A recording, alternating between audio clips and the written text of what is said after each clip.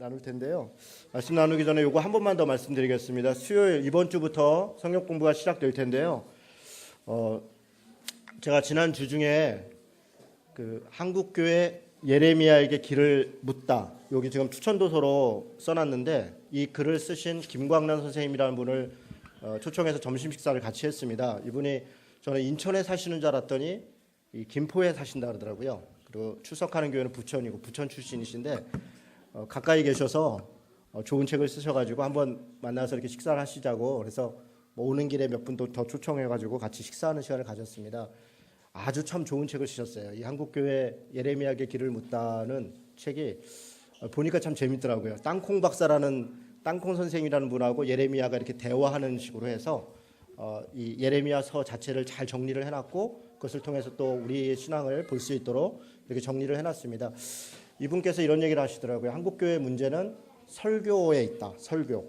그러니까 목사가 설교를 잘못하고 있다는 거죠. 물론 못하는 경우도 있지만 못하는 것보다 이제 잘못한다는 거죠. 그러니까 성경 해석이나 또 적용이나 이런 것들이 잘못되어 있기 때문에 많은 신자들이 그 말씀을 듣고 잘못된 신앙이나 삶을 살아가고 있다. 이렇게 이야기하시는 것을 들었습니다. 같이 대화했습니다. 물론 그런 면이 있습니다. 목사의 설교가 잘못 해석됐거나 잘못된 적용을 통해서 잘못된 설교를 해서 그걸로 인해서 사실 신자들은 처음에 교회에 오면 목사가 이렇게 가르쳐주는 것이 다 맞는 것이라 생각할 가능성이 높지요. 그렇게 신앙생활 10년, 20년 하다 보면 당연히 그 말이 맞나 보다 이렇게 생각할 수가 있습니다. 그런데 거기서 그치는 것은 아닙니다. 목사의 설교도 잘못됐지만 문제는 목사의 설교로 신앙생활을 10년, 20년, 30년 계속하는 이것이 잘못된 것입니다.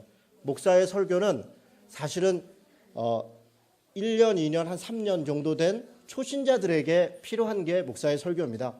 3년 이상 된 분들은요, 스스로 신앙생활을 하는 겁니다. 아니, 어떻게 스스로 신앙생활을 합니까? 스스로 성경을 읽고 스스로 성경을 해석하고 자기가 깨달은 대로 행동하고 그 행동에 대해서 스스로 자율과 책임을 갖는 그런 신앙인으로 자라도록 하는 게 거기에 관건이 달려 있습니다. 언제까지나 매 주일날 교회에 와서 이번 주 목사님 설교가 너무너무 좋았어, 그러면 이번 주는 참 행복하고 복된 한 주가 될 것 같아, 이렇게 신앙생활을 하는 것은 대단히 큰 문제가 있습니다. 물론 제가 이렇게 얘기해서 설교를 잘 못하는 것을 면피를 하자는 그런 얘기는 아닙니다. 그러나 여러분, 제 설교의 방향이 최소한 2, 3년 정도 된 분들에게 맞춰져 있고, 나머지 분들은 설교는 그냥 참고가 되는 것이고 스스로 성경을 읽고 서로 가르치고 서로 권면하는 그런 정도까지 신앙이 자라가야 되는 것, 그게 우리 신앙의 목표가 돼야 됩니다. 더 이상 목사의 설교 때문에 내가 이렇게 됐다, 거기서 멈춰서는 안 됩니다. 목사가 도덕적으로 신학적으로 문제가 없다면, 도덕적 윤리적 문제를 일으키지 않고 신학적 문제가 없으면 성도들의 성숙함으로 교회의 성숙을 오히려 더 발전시킬 수 있습니다. 그러면 같은 책임이 되는 것이죠. 저는 그렇게 그분과 그런저런 대화를 나눴었고요. 여러분, 이 수요 성경 공부를 하는 취지가 바로 그런 데 있습니다. 우리 교회에서 가급적이면, 물론 스스로 성경을 읽고 스스로 성경 해석한다는 게 맞는 말이지만 쉽지는 않습니다. 전문적인 교육을 받지 않은 사람들이 성경의 배경이나 뜻이나 이런 것들을, 또 문맥이나 이런 것들을 정확하게 이해하기는 또 어려움이 있습니다. 그래서 목사가 있는 것입니다. 목사의 역할은 성경을 제대로 공부를 해서 그것을 이렇게 저렇게 성경 말씀이 있습니다라는 것을 알려주는 것, 거기까지입니다. 거기까지. 그 다음에 실천하고 그 다음에 그것을 성숙하는 것은 각자 그 말씀을 들은 사람들의 몫인 것이죠. 문제는 그러기 위해서 배워야 합니다. 적어도 성경 창세기부터 요한계시록 66권을 한 번은 전체적으로 무슨 내용이 있는지를 목사는 가르칠 의무가 있고 신자들은 그것을 배워야 될 책임이 있습니다. 그렇게 해서 그 이후에 신앙을 만들어갈 필요가 있겠죠. 그래서 저랑 같이 신앙생활 하는 동안은 가급적 이런저런 기회로 제가 성경 공부하는 기간들을 많이 만들겠습니다. 여러분들이 가급적 참여를 하십시오. 그래서 성경 창세기부터 계시록까지 오래 안 걸립니다. 제가 볼 때 2년 안에 끝납니다. 창세기에서 계시록까지 아무리 길게 공부해도 2년 안에 다 공부를 배울 수 있도록 그렇게 일정을 만들고 있습니다. 지금 오전에 바울 서신을 하고 있는데 창세기부터 시작해 와서 작년에 시작을 했거든요. 지금 벌써 바울 서신까지 다 왔습니다. 꽤 많이 왔죠. 제가 이번에 저녁에 사사기부터 하는 것은 지난번 우리 토요일 하루 종일 성경 공부해서 창세기부터 여호수아까지 했었습니다. 그래서 그 이후에 사사기부터 해서 아마 열왕기 상하까지 쭉 갈 가능성이 있을 것 같은데요. 뭐 특별한 일이 있어서 방학하는 때 빼놓고는 계속 권별로 진행해 나갑니다. 하루에 한 권 정도씩 띱니다. 그러니까 가급적 오전이 됐든 오후가 됐든 그렇게 참여해 주시고요. 저녁 8시에 하는 것은 직장 다니는 분들을 나름대로 고려한 것인데 직장 다니는 분들이 별로 8시도 참여를 안 한다 그러면 고려한 보람이 없을 것 같습니다. 그래서 많이 좀 참여를 부탁드립니다. 오늘 말씀을 나누도록 하겠습니다. 우리 사도신경을 강해하고 있습니다. 강해 그러니까 그런 생각이 드네요. 예전에 어떤 목사님이 예를 이런 얘기를 들더라고요. 자기 집 아이가 소위 일진인 거예요. 짱인 거예요. 그래서 뭐 싸움을 엄청 잘해서 하도 달래고 얼레도 안 되니까 그래서 뭐 어느 날 이제 이 서재에서 성경 공부를 하고 있는데 아들이 와서 물어보는 거예요. 아빠, 로마서가 그렇게 세? 이렇게 물어보는 거예요. 로마서가 세긴 세지. 근데 왜? 그러니까 여기 보니까 로마서 강해 이렇게 책이 있는 거예요. 로마서 강해. 로마서가 얼마나 강하면 로마서가 세? 이렇게 물어보더라고. 말도 안 되는 예화를 사도신경 강해를 하고 있습니다. 여러분 우리가 내가 믿는 바가 무엇인가 이거 정리하는 게 정말 중요합니다. 우리 아이들도 여기 지금 같이 예배를 드리고 있는데 우리 아이들에게도 묻고 싶은 게 내가 정말 교회에 왜 나오고 있는가? 나는 무엇을 믿고 있는가? 나는 누구를 믿고 있는가? 나는 누구인가? 나는 누구에게 속해 있는가? 이것을 스스로 알고 깨닫는 것이 굉장히 중요합니다. 지금은 엄마 아빠 때문에 어쩌면 억지로 교회 나오는 친구도 있을지 모릅니다. 교회 나오면 용돈을 좀 주고 교회 안 나오면 혹시 막 신경질 내고 집안 분위기가 안 좋으니까 할 수 없이 나오는 친구가 있는지 모르겠습니다. 그러나 대학생이 되고 청년이 돼서는 그게 안 통합니다. 자기 스스로가 결정을 해야 되죠. 그때 가서는 자신이 무엇을 믿는지, 자기가 어디에 속해 있는지, 내가 어떤 믿음을 갖고 살아야 하는지를 스스로 알지 못하면 교회에 나오는 것에 대해서 스스로 만족하지 못합니다. 여러분 이 일요일날 이 황금 같은 시간에 잠을 자도 모자란 시간이고 어디 놀러 가도 모자란 시간인데 이 시간에 여기 앉아가지고 예배를 드리는 거 아닙니까? 예배만 드립니까? 예배 끝나면 무슨 윷놀이도 하자 그러지 사랑방 모임도 하자 그러지 뭐 이것도 하자 그러지 저것도 하자 그러지 이 귀한 시간들을 내는데 보람이 있어야죠. 의미가 있어야 되죠. 신앙생활 하는데 뜻이 있어야 되죠. 그러려면 내가 무엇을 믿는지 내가 무엇을 따라가고 있는지 정확히 아는 것이 대단히 중요합니다. 먼저 사도신경이 얘기하는 건 이런 겁니다. 나는 아버지, 전능자, 창조자 되신 하나님을 믿는다.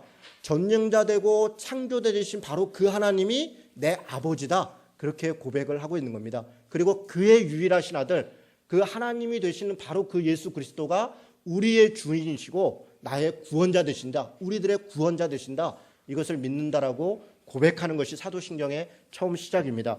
그리고 오늘 본문은 이렇게 시작합니다.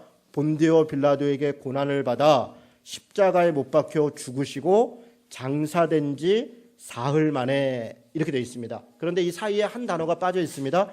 장사된 지 장사되고 음부에 내려가서 사흘 만에 그리고 죽은 자 가운데서 다시 살아내셨습니다. 이렇게 되어 있습니다. 오늘 몇 가지를 좀 설명을 드리려고 합니다.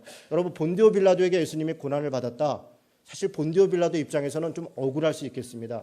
여러분 본디오 빌라도가 누군지 알아요? 본디오 빌라도 나쁜 사람이에요? 로마 총독이었죠. 그렇습니다. 여러분 이 애들도 본디오 빌라도 그러면 누군지는 사실 잘 모르는데 나쁜 놈, 나쁜 사람, 예수님 괴롭힌 사람. 여러분 이 본디오 빌라도가 도대체 무슨 잘못을 이렇게 철저히 했길래 아이들까지도 지금 2000년이 지난 지금도 본디오 빌라도에게 고난을 받았다 이렇게 얘기하겠습니까? 본디오라고 하는 말은 원래 폰티우스라고 하는 지역 이름입니다. 빌라도라는 이름이죠. 폰티우스 출신의 빌라도다 이런 얘기입니다. 폰티우스 출신의 빌라도. 본디오 빌라도에게 어떤 고난을 받았습니까? 그에게 심판을 받았죠. 재판을 받았죠. 채찍질을 당했죠. 그리고 십자가에 달려 죽도록 그가 나는 모르겠다 그리고 손 씻고 말았죠.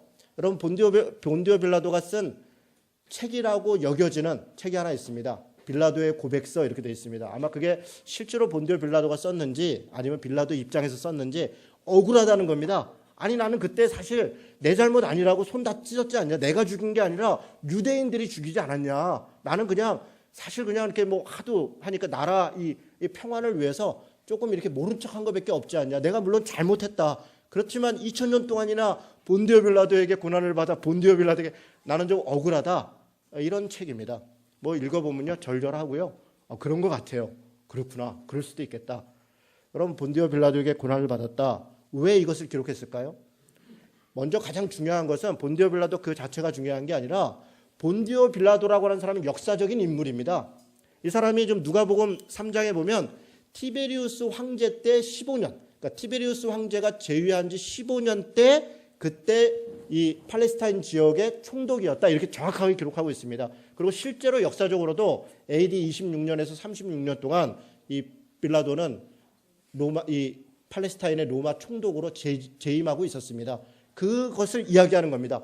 본디오 빌라도에게 고난을 받았다라고 하는 것은 예수님께서 받으신 고난과 그의 죽음이 사실은 역사적 사실이라는 겁니다. 그것이 어떤 신화적인 것이고 어떤 상징적인 것이고 어떤 문학적인 표현으로 그렇게 놓은 것이 아니라 실제로 본디오 빌라도라고 하는 총독에게 살아있는 권력에게 그리고 많은 사람들의 동조를 통해서 그가 죽임을 당했다, 고난을 당했다라고 우리로 하여금 읽도록 하고 그것을 고백하도록 하고 있는 것입니다. 또 하나는 이런 것입니다. 그가 고난을 당했다. 본디오 빌라도에게 고난을 당한 것은 여러분 우리 사도신경에 굉장히 좀 부족한 것 중에 하나가 뭐냐면 예수님이 태어났습니다. 그리고 30여 년 동안 살았습니다. 그리고 사는 정도가 아니라 공생애를 시작한 다음에 이런저런 고난을 당했습니다. 빌라도에게만 고난을 당한 게 아니라 심지어는 나사렛에 있는 자기 친족들에게도 조롱을 당했습니다. 예수님의 삶이 그랬지 않습니까? 심지어는 자기 형제들에게도 자기 형제들도 우리 형이 좀 미친 것 같아요. 우리 아들이 정신이 나간 것 같아요. 그런 조롱을 들었습니다.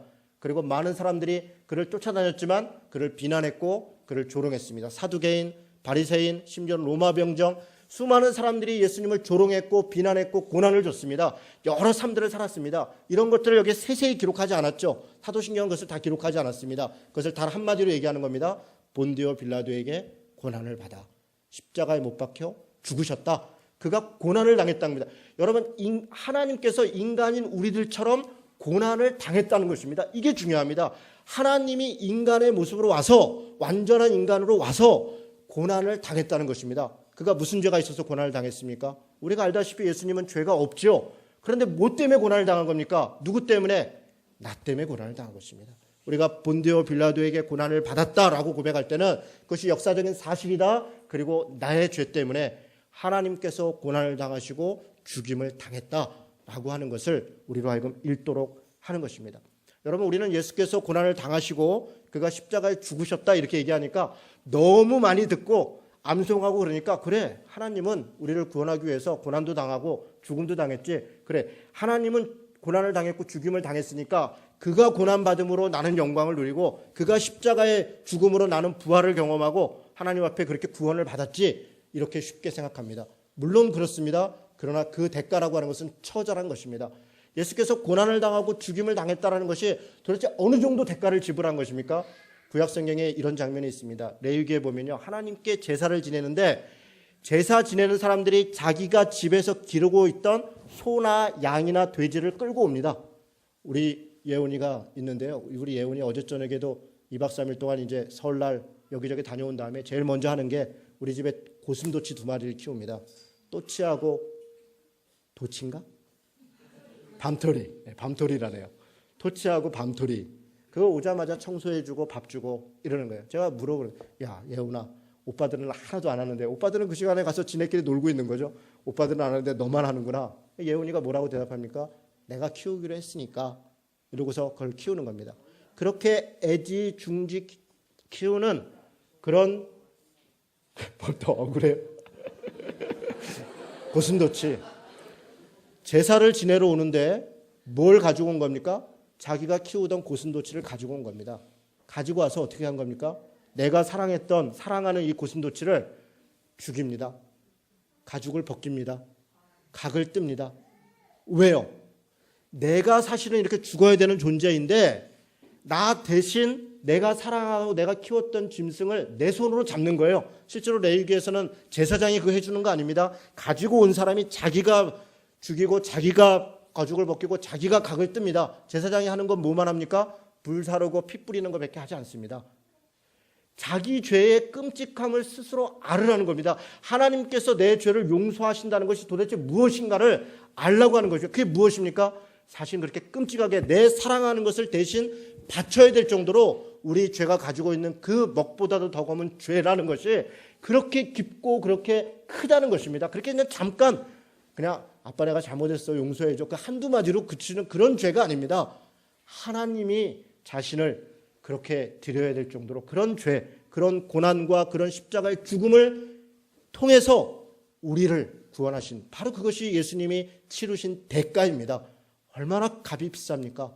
값이 비싸죠. 하나님 전체를 가지고 우주 전체를 가지고 우리를 구원하셨단 말입니다. 그런데 우리는 이 구원을 너무나 값싸게 생각하는 겁니다. 나 예수 믿었어? 나 구원 받았어? 죽으면 천국 가? 여러분 이 말이 얼마나 무게 있는 말입니까? 내가 하나님을 믿었고 구원을 받았다. 내가 하나님의 백성이 되었다. 내가 죽어서 영원한 천국에 들어간다. 라고 하는 것이 얼마나 무게 있고 가치 있는 것인 것을 우리가 다시 돌아봐야 됩니다. 하나님께서 우리 때문에 본디오 빌라도에게 고난을 받으셨고 그리고 십자가에 못 박혀 죽으셨다는 것입니다. 우리가 이것을 읽을 때 이 본디오 빌라도에게 누구를 넣어야 됩니까? 나를 넣어야 됩니다. 예수 그리스도께서 이진호에게 고난을 받으사 십자가에 못 박혀 죽으시고 그것이 이 문장의 진정한 의미입니다.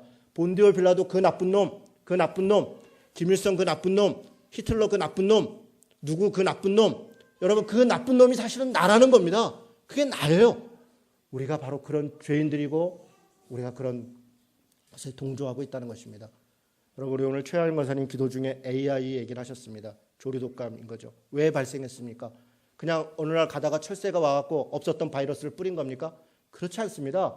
AI가 왜 생겼습니까? 인간들의 사육 형태 때문에 생긴 것입니다. 우리가 그들을 가둬놓고 거기다가 식물을 먹어야 사는 그 동물들한테, 짐승들한테 동물 사료, 심지어는 그 자기 동족, 소에게 소를 갈아가지고 섞은 사료를 먹였단 말입니다. 그런 것 때문에 구제역이 생겼고 그런 것 때문에 AI가 발생한 것입니다. 인간의 탐욕이죠. 인간의 탐욕입니다. 더 짧은 시간에 더 큰 그런 먹을거리를 얻겠다. 그것을 통해서 부를 얻겠다고 우리가 자연을 파괴하고 생명을 함부로 하고 그 결과 수많은 것들, 심지어는 그 AI 때문에 우리의 피해를 주겠다고 한 마리 AI 걸리면 몇백만 마리를 지금 다 생매장을 시키고 있는 거 아닙니까? 이게 우리의 죄악입니다. 우리의 죄악입니다. 나는 그런 적 없다고요? 그렇지 않습니다. 우리도 다 그것에 침묵했고 우리도 그것을 다 공범을 갖고 있는 우리 인간의 죄악이라는 것이 사실 그렇게까지 잔인하고 그렇게까지 정말 하나님 보시기에 사람 보기에 정말 끔찍한 것이 우리의 죄악입니다. 우리 같은 자들을 하나님께서 고난을 받아 십자가에 못 박혀 죽으시고 우리를 구원하셨다라고 하는 것이 고백입니다. 여러분 사도신경에는 사람은 딱 2명 나옵니다. 한 명은 본디오 빌라도죠. 또 한 명은 누굽니까? 그렇죠. 마리아. 네 집 아들인지. 저렇게만 할 때는 이쁜데 그죠? 마리아가 나옵니다. 여러분 이 마리아하고 본디오 빌라도는요 일종의 비교입니다. 마리아는요 지금 우리가 마리아 그러면 심지어는 마리아 숭배 사상까지 있어요. 성모 마리아 이래가지고 뭐 마리아인데 기도하고 뭐 별걸 다 하지만 당시의 마리아는 누굽니까? 그냥 나사렛이라고 하는 촌동네의 여자입니다. 나이 한 13살 정도 되는 그냥 평범한 여자. 가난한 동네 아무것도 없는 지리리 궁상 같은 그런 여자예요. 그런 여자에게 하나님이 오셨습니다. 내가 너에게서 예수 그리스도를 나게 하리라. 여러분 마리아가 위대함이 어디에 있습니까? 아멘. 그 순종한 것입니다. 당시 결혼하지 않은 자가 임신했을 때 오는 그 수많은 치욕과 그 고난을 달게 담당하고 그래서 그냥 기꺼이 하나님의 뜻으로 알고 그 길을 그냥 그대로 간 그 마리아가 여기에 기록되어 있는 겁니다. 그래서 우리로 하여금 마리아 같은 삶을 살 것이냐. 본디오 빌라도는 어떻습니까? 팔레스타인을 통치하는 당시 제국을 형성하고 있던 로마의 가장 권력을 가지고 팔레스타인의 총독으로 와서 누구도 건드릴 수 없는 그런 막강한 권력을 가지고 있는 자가 본디오 빌라도입니다. 정치적 권력을 가지고 있죠. 여러 가지 힘과 돈과 다 가지고 있습니다. 그랬던 자가 예수 그리스도를 어떻게 대합니까? 비겁하게 대하는 것입니다. 유대인들의 사두개인과 바리새인들의 군중들의 그 소욕 가운데서 자기가 마땅히 해야 될 자기 자리를 걸고라도 아닌 건 아니라고 해야 될 자가 손을 씻으면서 나는 죄가 없다. 그런다고 해서 죄가 없는 것이 아닙니다. 여러분 어떻게 살겠습니까? 마리아처럼 하나님께서 우리에게 오셨을 때 그 고난과 고통을 오면서도 그럼에도 불구하고 순종하는 삶을 살 것이냐? 아니면 본디오 빌라도처럼 자기 권력과 자기 힘과 자기 돈을 지키기 위해서 적당히 그냥 양보하면서 손 한번 씻어가면서 그렇게 살 것인가? 어떻게 살 것인가? 어떻게 사는 것이 그리스도인의 삶인가? 그렇게 묻는 것이 사도신경의 가르침입니다. 본디오 빌라도 같이 사는 사람들이 수두룩한 것이죠. 우리 주변에 눈만 돌리면 다 본디오 빌라도이죠. 마리아는 어디에 있습니까? 마리아는 어디에 있습니까? 사도신경을 우리가 고백할 때 성령께서 우리가 이진호에게서 성령이 하나님이 예수 그리스도를 나시고 그런 고백이 가능한 것처럼 본디오 빌라도 같이 이진호 때문에 고난을 당하고 그리고 십자가에 죽는 그것도 지금도 가능한 것입니다.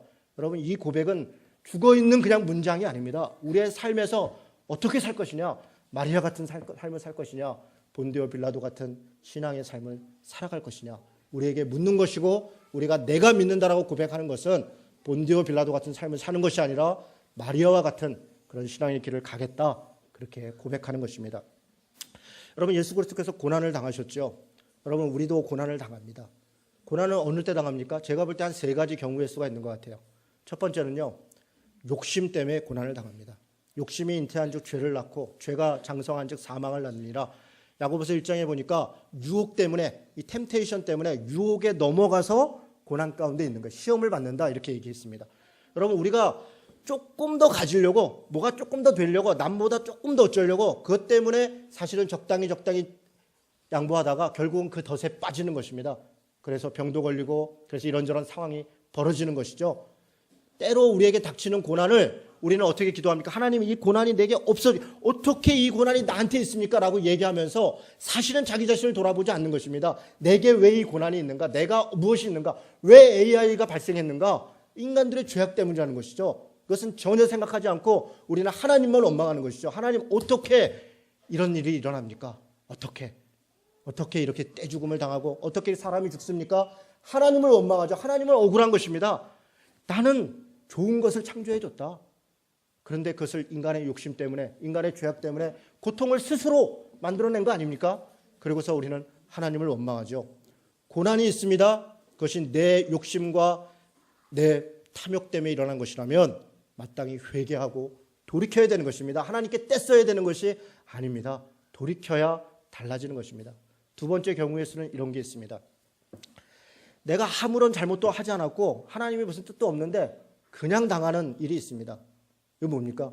여러분 그냥 버스 이렇게 차를 타고 가는데 갑자기 옆에 차가 와서 제 차를 들이받았어요. 이렇게 즉각. 이게 내 잘못입니까?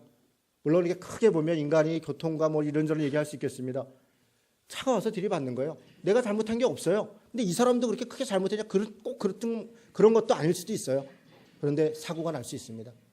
때로 우리에게 닥치는 고난은 그냥 일어나는 겁니다. 그냥 그럴 수 있다.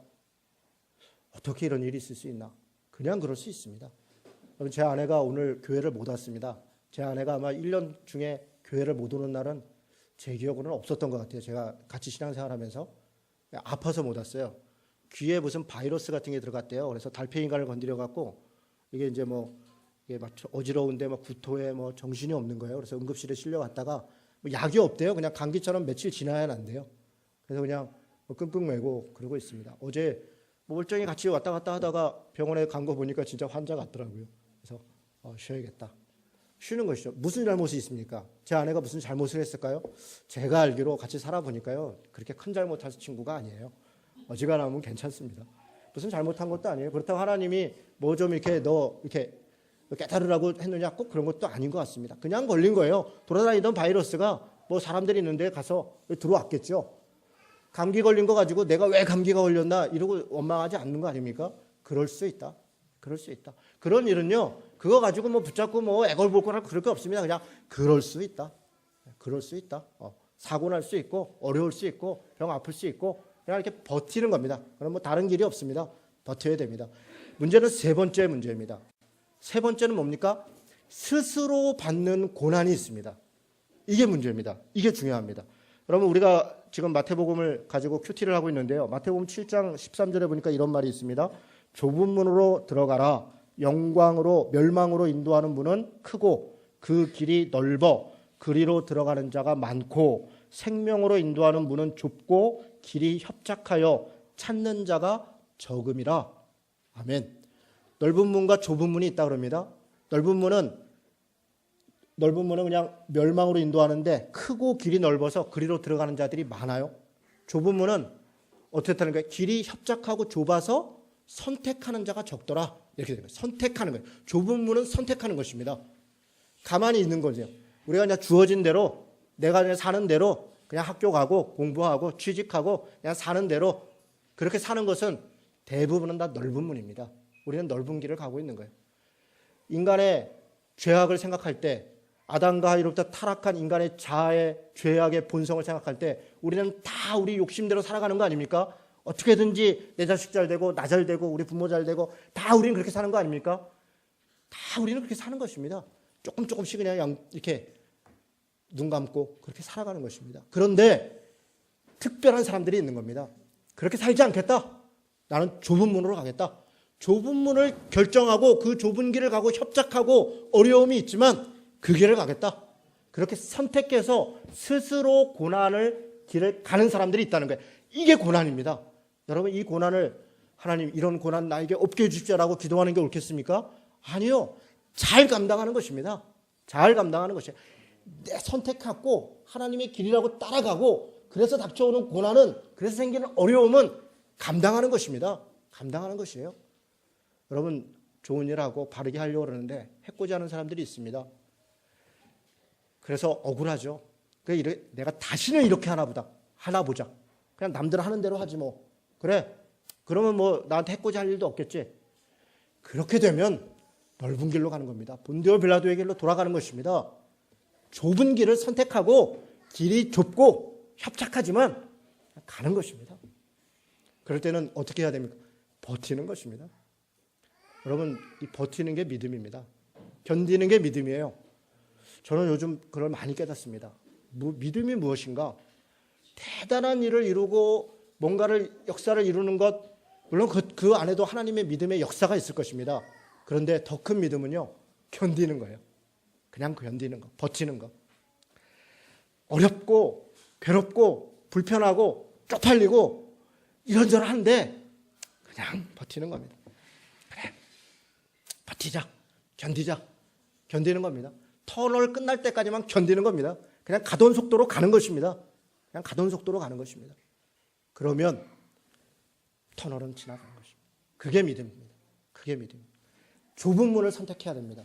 협착한 길을 가는 것입니다. 협착한 길을. 내 욕심 때문에 생기는 고난, 그것 때문에 울고불고 하는 것이 아닙니다.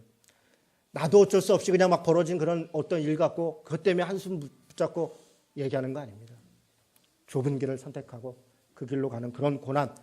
예수께서 본디오 빌라도에게 고난을 받았다라고 하는 것이 바로 그것입니다. 스스로 고난의 길을 간 것입니다. 예수님의 고난은 어디까지 갔습니까? 십자가에 못 박혀 죽으셨다. 이렇게 얘기해요. 십자가에 못 박혀 죽으셨다. 여러분, 십자가 뭐 길게 설명하지 않겠습니다. 유대인에게는 거리끼는 것이고 헬라인에게는 미련한 것 아닙니까? 왜 유대인에게는 거리끼는 겁니까? 치욕적인 것이죠. 십자가에 달리는 것이 그 민족에게 있어서 마치 집안이 능지처참을 당하는 것처럼 치욕적인 것이죠. 누구도 십자가를 지는 것을 바라지 않죠. 거리끼는 것이죠. 헬라인들에게는 왜 미련한 것입니까? 헬라인들에게는 그 십자가를 당한다는 것, 그렇게 사는 것 미련한 것입니다. 적당히 이성적으로 타협하고 적절하게 이렇게 살아야지 뭘 죽기까지 그렇게 열심을 냅니까? 그렇게 사는 것은 미련한 것입니다. 유대인에게 거리끼는 것, 헬라인에게 미련한 것, 그런데 예수께서 그 십자가를 지신 것입니다. 그리고 죽기까지 우리를 사랑하셨다, 이렇게 얘기합니다. 사랑은 여기 있으니 우리가 하나님을 사랑한 것이 아니요 오직 하나님이 우리를 사랑하사 우리 죄를 화목제로 그 아들을 보내셨습니다. 아멘. 이게 하나님의 사랑이라는 것입니다. 예수께서 죄가 있고 무슨 고난을 당할 만한 것이 있어서가 아니라 우리를 사랑하시기 때문에 그가 십자가에 달려서 죽으셨다, 이렇게 되어 있습니다. 그리고 장사된 지 사흘 만에, 그 사이에 뭐라고 됐다 그랬습니까? 음부에 내려가셨다. 여러분, 이것은요, 죽었다는 것을 3번 반복하는 겁니다. 십자가에 죽으셨다, 장사 지냈다, 음부에 내려가셨다. 죽은 것을 3번 반복합니다. 왜 이렇게 3번 반복합니까? 분명히 죽었다는 겁니다. 분명히 죽었다. 이것을 기록하는 이유가 있습니다. 당시 예수께서 죽었다, 부활했다, 이게 가장 핵심입니다. 우리는 예수님이 태어났냐 안 태어났냐, 그가 하나님이냐 아니냐, 물론 이것도 굉장히 중요한 이슈이긴 한데 이 사도신경을 쓸 때 가장 중요한, 그리고 예수님 팔레스타인 시대의 가장 중요한 이슈는 그가 죽었냐, 그가 부활했냐 이겁니다. 왜 그렇습니까? 인간이 어떻게 죽었다 어떻게 부활하느냐는 겁니다. 어떻게? 그래서 각종 이야기를 만듭니다. 실제는 죽지 않았다. 기절한 것이다. 그런 얘기했어요. 실제는 기절했던 것이다. 그냥 죽은 척했던 것이다. 잠깐 숨이 끊어졌는데 완전히 죽은 게 아니라 그냥 일종의 의료적 사망 상태였다. 뭐 별별 설명이 다 있습니다. 그런데 사도신경의 고백은 뭐라고 그럽니까? 그가 죽으셨다. 장사 지냈다. 장사 지냈다는 거예요. 뭡니까? 장례 절차를 다 치렀다는 거예요. 그리고 심지어는 음부에 내려갔다. 음부라고 하는 단어가 하데스, 이 음부, 이게 구약에서는 스올인데요. 어둠의 곳을 갔다. 죽음의 공간으로 갔다 이런 얘기입니다. 여기 우리 지금 사도신경에는 나나주에 음부에 내려가시고 옛날에 있었습니다. 그런데 지옥에 내려가시고 이렇게 번역을 해놨어요. 근데 지옥은 좀 지나친 표현입니다. 이건 타타로스라고 하는 다른 단어가 있어요. 지옥에 내려갔다기보다는 음부에 죽은 자의 공간에 내려갔다. 그러니까 어떤 죽음의 순간에 처해졌다. 이렇게 이야기하는 게 맞습니다. 여러 견해가 있습니다. 이것 때문에 가톨릭에서는 연옥이라는 걸 만들었어요. 림보라고 하는. 그래서 어떤 공간이 있고 그래서 살아있는 자들이 아직 죽어서 천국에 갈지 지옥에 갈지 결정되지 않은 중간지대가 있으니까 밖에서 열심히 기도하고 선을 행하면 그 사람들한테 선도 나눠주고 복도 빌고 그래서 천국으로 옮길 수 있다. 이런 게 연보의 개념입니다. 아니요. 그렇지 않습니다. 그런 얘기는 아닙니다.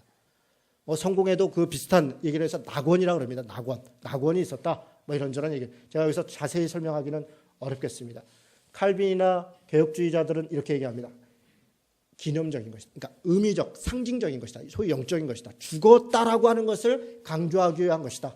그리고 두 번째로는 죽음의 공간까지도, 죽음의 공간은 다 사단의 영역이다. 당시에 하데스, 음부, 수올의 공간은 사탄이, 귀신이 지배한다라고 생각을 했습니다. 그런데 요한계시록에서 얘기하는 것처럼 죽음까지도 하나님께서, 예수 그리스도께서 주관하고 계시다 라고 얘기하는 것입니다. 그것을 선포한 것이다.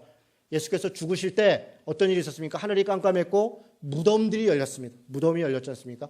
무덤이 열렸다는 것은 죽음을 이겼다는 것입니다. 죽음의 공간까지도 예수께서 그 십자가의 사건을 그것을 극복했다. 바로 그것을 상징하는 것이 무덤이 열렸다. 그런 이야기입니다. 바로 그런 이야기다. 이런 이야기를 표현하는 것이 음부에 내려갔다. 이런 얘기입니다. 여러분 이것에 대해서 자세히 알고 싶으신 분은 제가 우리 교회 사이트에 지금 사도신경 강의하는 것을 일전에 새벽기도에 한 2주 동안 한 절 한 절 다 강해를 해놨습니다. 그리고 글로 다 써놨습니다.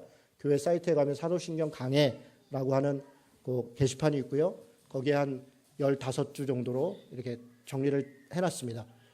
잘 썼습니다. 여러분이 한번 읽어보시면요. 야, 글 잘 썼네. 쉽게 썼네. 이것만 읽어도 되네. 이렇게 할 정도로 잘 썼으니까 여러분이 한번 읽어보십시오. 읽어보시고 이게 무슨 뜻인가 이야기 보시면 좋겠습니다. 한 가지만 얘기합니다. 완전히 죽으셨다는 겁니다. 고난을 당하셨다. 죽으셨다. 여러분 이게 중요합니다. 우리는 부활로 바로 갑니다. 승천으로 바로 갑니다.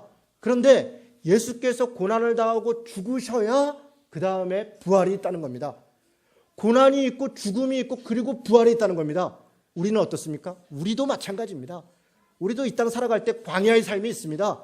우리도 그런 삶을 기꺼이 좁은 길을 선택하는 삶이 우리에게 있는 것입니다. 예수를 믿는다는 것은 그날로부터 그냥 누구도 비교할 수 없는 부자가 되고 돈이 있고 행복한 삶이 되는 것이 아니라 우리에게는 고난의 길로 들어서는 것입니다. 예수 믿는 것 때문에 좁은 길을 선택하는 길을 가는 것이 예수 믿는 것입니다. 고난과 죽음, 우리의 죄악을 보고 완전히 죽음을 경험해야 우리가 예수 그리스도로부터 구원을 경험하게 되는 것입니다.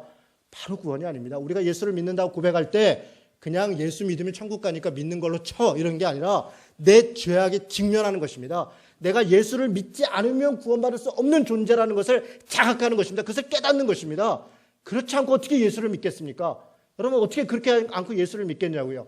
예수를 믿는다는 것은 내가 예수를 믿지 않으면 구원받을 수 없다. 내가 예수를 믿지 않으면 구원받지 못하는 존재라는 것을 깨닫게 되는 것이죠. 내 먹보다 더 가면 죄악에 직면하는 것입니다. 죄인의 괴수 같은 자인 것을 바라보는 것입니다. 그래서 그 죄악 가운데 죽는 것입니다. 그렇게 죽고 예수와 함께 다시 사는 것, 그것이 바로 고난과 죽음과 구원으로 이어지는 사도신경의 고백입니다. 여러분 이런 말이 있습니다. No cross, no crown. 괜찮죠? 십자가가 없으면 면류관도 없다. 이런 말입니다. 우리는 너무 쉽게 면류관을 바라봅니다. 그러나 고난이 없으면, 십자가가 없으면 면류관도 없습니다. 그러나 또 이 십자가, 구원이라고 얘기한다면 죽음이 없으면 십자가도 없는 것입니다. 죽음이 있어야 그 다음에 십자가 있는 것입니다. 사랑하는 성도 여러분, 고난의 길에 들어서는 것을 두려워하지 마십시오.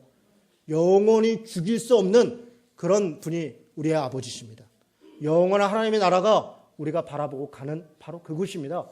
이것이 우리에게 주어지는 믿음의 고백입니다. 고난을 두려워하지 않고, 죽음을 두려워하지 않고, 십자가를 바라보고, 그리고 부활과 승천으로 나아가는 그것이 우리 신자들의 삶입니다. 마지막으로 우리 성경 한 절 읽겠습니다. 이사야 53장입니다. 4절부터 이렇게 되어 있습니다. 그는 실로 우리의 질고를 지고 우리의 슬픔을 당하였거늘 우리는 생각하기를 그는 징벌을 받아 하나님께 맞으며 고난을 당한다 하였노라. 그가 찔림은 우리의 허물 때문이요 그가 상함은 우리의 죄악 때문이라. 그가 징계를 받음으로 우리는 평화를 누리고 그가 채찍에 맞음으로 우리는 나음을 받았도다. 아멘. 그렇습니다. 예수 그리스도의 십자가는 우리 때문입니다. 그런데 6절이 더 우리를 가슴 아프게 합니다. 우리는 다 양 같아서 그릇 행하여 각기 제 길로 갔거늘 여호와께서는 우리 모두의 죄악을 그에게 담당시키셨도다. 아멘. 우리가 선해서가 아닙니다. 우리가 예수님을 믿기로 결정하고 대단한 믿음으로 그를 붙잡아서가 아닙니다. 우리는 다 각기 제 길로 갔습니다. 그런데 여호와께서 우리의 죄악을 그에게 담당시키셨습니다. 그리스도 안에서 고난받고 죽음 가운데 임하는 것을 두려워하지 않고 믿음으로 좁은 문으로 가는 그런 성도 되시기를 주님의 이름으로 축원합니다. 같이 기도하겠습니다.